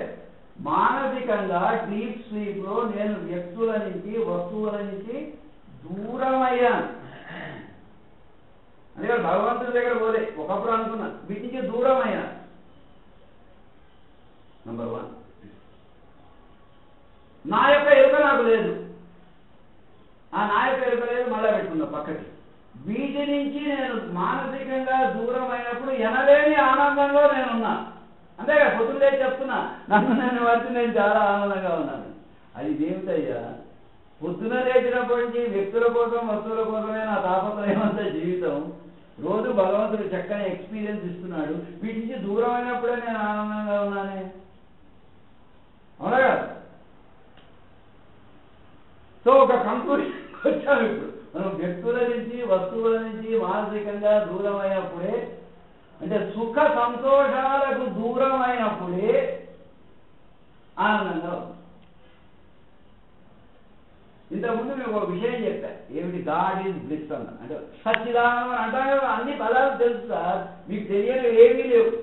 మీకు తెలిసిన వాటినే నేను చెప్తున్నా, అంతకన్నా కొత్త సంగతి ఏం చెప్పడం. భగవంతుడే ఆనందం, భగవంతుడే ఆనందం అంటే సుఖం సంతోషించడం. అక్కడ దగ్గర పోతే నేను ఇట్లెందుకైనా వాళ్ళ పొద్దున్న తెస్తే. సో ఇక్కడ మనం తెలుసుకోవాల్సింది, సుషుప్తిలో, సుషుప్తి అంటే డీప్ స్లీప్లో నేను ఆనందంగా ఉండడానికి కారణం వీటి నుంచి దూరం కావడం. వీటి ఎరుక నాకు లేకపోవడం వల్ల నేను ఆయనే. సో కంక్లూజన్కి ఏమొచ్చా, వీటి ఎరుక లేనప్పుడే నేను ఆనందంగా ఉంటాను. వీటి ఎరుకలు అంటే ఎంతసేపు సుఖము సంతోషము పాల్గొడతాయి, దుఃఖము బాధ స్టార్ట్ చేసినట్టు, అంతే కదా. మరి వీటి నుంచి దూరం పోయినప్పుడు నువ్వు ఇక్కడి నుంచి దూరం అయినప్పుడు ఎక్కడో దగ్గర కావాలి కదా. మరి why you are not experiencing the presence of God there అని ఒక క్వశ్చన్ అడగాలి, అర్థమైందా? సో ఇక్కడ వచ్చేది ఏమిటంటే, డీప్ స్లీప్లో వీటి నుంచి దూరమై అతనికి చేరువగా పోతూ ఉన్నా you are in an exhausted condition. ఇక్కడ మీరు అలసిపోయి అక్కడికి పోయారు, ఇక్కడ అలసిపోయారు సార్. వీటితో అలసిపోయి డీప్ స్లీప్లో అంటే ఎగ్జాస్ట్ అయ్యి అక్కడికి పోయారు. కాబట్టి అక్కడ ఎరుక లేదు మీకు. మళ్ళీ ఇక్కడ ఒక ఎగ్జాంపుల్ చెప్పాలి. శివరాత్రి నాడు ఒక స్త్రీ దిల్సుఖ్నగర్ నుంచి మా ఇంటికి వచ్చింది పూజ చూడాలని. ఆవిడ 2 ఏళ్ల పాపను ఎత్తుకుంది. పాపను ఎత్తుకుని వచ్చింది. పాప ఇంటి దగ్గర పండుకుంది. ఆవిడ పాప ఇద్దరు వచ్చారు ఇక్కడికి. ప్రదక్షిణ చేసింది, ప్రసాదం కూడా తినింది ఆవిడ. మళ్ళా ఇంటికి పోయింది, పాప వెళ్తుంది. ఈ గుడికి వచ్చిన అనుభూతి కానీ ప్రసాదం తిన్న భాగ్యం కానీ పాపకు దక్కలే. బికాజ్ ఇది స్లీపింగ్. ఆవిడకి దక్కింది. మీకు పాయింట్ అవుతుంది. ఎందుకు? ఆవిడ మెలుకువతో ఉంది, అలర్ట్. వేరే ది చైల్డ్ ఈజ్ స్లీపింగ్. ఎందుకు? It is exhausted. సో మనం సుషుప్తిలో అంటే డీప్ స్లీప్లో మన మైండ్ ఎగ్జాస్టెడ్ కండిషన్లో అతని చేరుకోబోతుంది. కాబట్టి దాని అనుభూతి కలగలదు. మళ్ళీ నెక్స్ట్ డే మార్నింగ్ మనం యాజ్ యూజువల్ మనం మేలుకుంటాం. మరి మీరు ధ్యానంలో ఏం చేస్తున్నారా అని క్వశ్చన్ వస్తుంది. మళ్ళీ ధ్యానంలో నేను ప్రయత్నము ద్వారా నా మనస్సును నా హృదయంలో ఉన్న భగవంతుడితో అనుసంధానం చేస్తున్నాను. అంటే నేను ప్రయత్నం చేస్తున్నా, అంటే ఐఎమ్ ఎగ్జర్టింగ్ మై సెల్ఫ్. అంటే my mind is I'm trying కదా, I'm trying to go nearer the god. అంటే ఐఎమ్ అవేక్. అక్కడ ఎగ్జాస్టెడ్ కండిషన్లో you're going nearer the divinity or you're going away from the world. ఇక్కడ you're putting exertion. వీటి నుంచి దూరం కావడం. వీటి నుంచి దూరం కావడానికే కదా మనం కళ్ళు మూసుకోవడం. ఎందుకు? కనపడే వాటి చెవులంతా మూసుకొని ఇక్కడ వచ్చి కూర్చుంటాం, టీవీ శబ్దాలు ఏమి రాకుండా. వీటి నుంచి ప్రయత్నము ద్వారా ఈ సుఖ సంతోషాల నుంచి దూరమయ్యే ప్రయత్నం చేస్తూ లోపల ఉన్న భగవంతుడితో మనం అనుసంధానం కావడమే ధ్యానం అంటే. అర్థమైందా? So you're exerting, so you're aware of it. అక్కడ ఎగ్జాస్టెడ్ అవుతుంది. సో ఇంతకుముందు చెప్పారు, గుడికి మేల్కొని వచ్చిన వాడికి ప్రసాదం దొరికింది, అన్నీ దొరుకుతుంది. సో ధ్యానం అంటే బై ఎగ్జర్షన్, అంటే ప్రయత్నం, పరిశ్రమ. అందుకే ఏమంటారు? జాగ్రత్తగా ఉంటారు. You should be always alert when you are meditating. Be alert. Be alert when you are meditating, number 1. Be alert when you are going to the God. అందుకే శివరాత్రి జాగరణ అంటే అదే. అంటే రోజు 12 గంటలకు ఎట్లా పడుకుంటాం మనం, ఆ రోజు శివ సన్నిధానానికి వచ్చారయ్యా. కనీసం సంవత్సరాల్లో ఒకరోజు అయినా be alert when you are nearer the God. So జాగరణ అనే పదానికి ఇప్పుడు మీకు అర్థమైంది. సో ధ్యానం అంటే జాగరణ. ఆ శివుడి సన్నిధానంలో పోయినప్పుడు మనం జాగరణ అంటే జాగ్రత్తగా ఉండడం, to be alert, to be awake. అలా ఉన్నప్పుడే మనలో మార్పు కలుగుతుంది. అలా ఉన్నప్పుడే మనలో మార్పు కలుగుతుంది. కానీ మన పదాలని మనం శివరాత్రి జాగరణ ఈ విధంగా భగవంతుడి సన్నిధానం అయినప్పుడు అలర్ట్ ఉండాలి. శివరాత్రి మనం చేసే ధ్యానం అంతా శివరాత్రి. కాబట్టి అయిపోయింది. అన్ఫార్చునేట్లీ మనమేమైపోతుందంటే వ్యక్తులు వస్తువులతో అనుసంధానం అయినప్పుడు చాలా జాగ్రత్తగా ఉంటున్నాం. We are very alert. భగవంతుడి దగ్గర పోయినా నిద్రపోతున్నాం. సో అది మన ప్రాబ్లం, మనలో మార్పు పోవడానికి ప్రాబ్లం. అర్థమైంది? కాబట్టి మనం కనీసం ఈ వ్యక్తులు వస్తువులతో అలర్ట్ ఉన్నప్పుడు పరిశ్రమ ద్వారా భగవంతుడితో అనుసంధానం అయితే ఆయన యొక్క అనుభూతి మనకు కలుగుతుంది. ఏమిటా ఆయన అనుభూతి కలిగినప్పుడు ఆయన ఏం చేస్తారో నాకు అడగాలి. What that person will do there. Laddu jalebi ఏమన్నా ఇస్తారు, ఏం చేయలేదు. నువ్వు జ్ఞానం ఇప్పుడు మనం బ్యాక్ అవుతాం. మనం ఇంత జ్ఞానం చేయలేదు ఎందుకంటే to discover our real form. మనం ఏమిటో మనం తెలుసుకోవడానికి మనం ధ్యానం చేస్తున్నాం. మన నిజస్వరూపం యొక్క అనుభూతి కలగడానికి, నిజస్వరూప దర్శనానికి కాదు, గుర్తుపెట్టుకో. నిజస్వరూపం యొక్క అనుభూతి కలగడానికి మనం ధ్యానం చేస్తున్నప్పుడు భగవంతుడు ఏం చేస్తాడంటే మనం రోజు చేస్తుంటే he will discover your real form. How cover తీసేస్తాడు. ఏమిటి కవరు? అందుకే తెర తీయగరాదా అని త్యాగరాజు పాటలు పాడతారు. వాడు తెర తీయగరాదా అంటే ఇది తీస్తే నేను కనపడు. తెర తీయగరాదు, ఇది తెర తీయమని ఆయన కోరుతున్నాను. నేనే తీసుకుంటే ఆయన ఎందుకు కోరుతాను? త్యాగరాజు పాట ఎందుకు పడాలి? తెర తీయగలదా రావంటే నువ్వే తీయగలవా తెర, నేను తీసుకోలేను. ఎంతసేపు ఇంకా తెర వేసుకోవడం ఫస్ట్.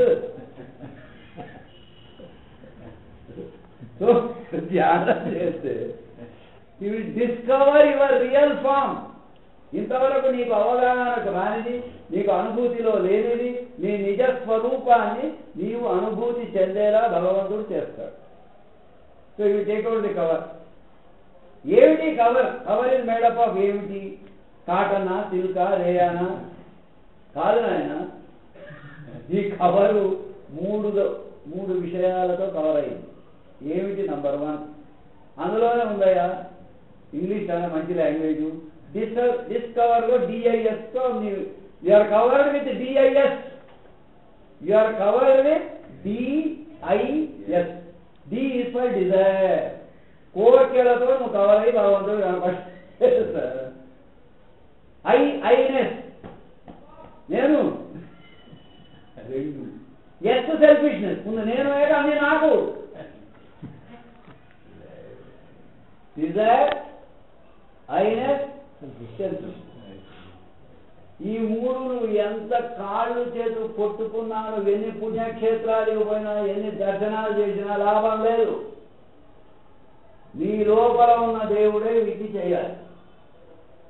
ఈ డిజైర్ని, ఐనెస్ని, సెల్ఫిష్నెస్ని ఆయన తీసేస్తాడు. డిస్కవర్. అప్పుడు కథ నువ్వు నిజంగా ఏమిటో అలాగా మారు. So this is in short for today.